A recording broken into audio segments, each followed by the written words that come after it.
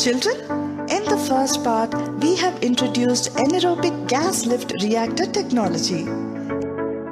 In this part, we will see how the AGR reactor installed in the vegetable market works.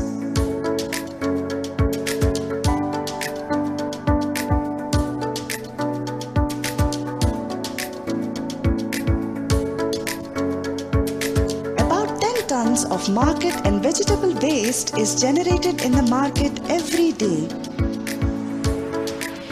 Waste is collected and brought to the plant in the market.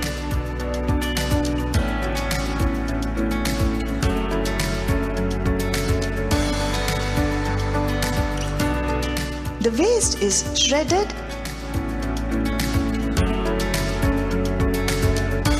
crushed, ground,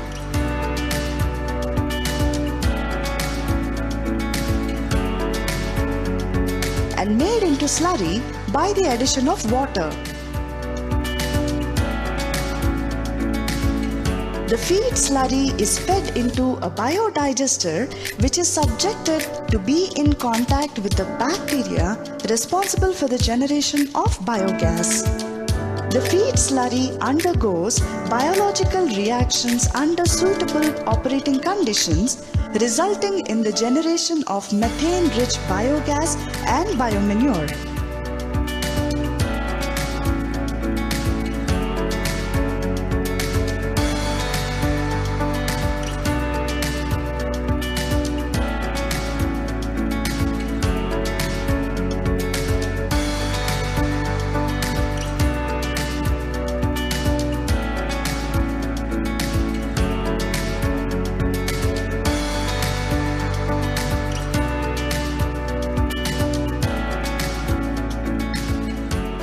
Let us see how electricity is generated from biogas.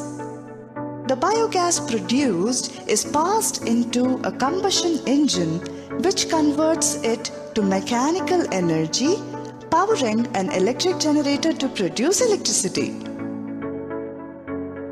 Every day, this reactor produces 400 to 500 units of electricity, 30 kilograms of LPG, and 5 kiloliters of biomanure. Children, the produced biogas-based electricity is used for street lighting in the market yard, and LPG is used in the market canteen for cooking.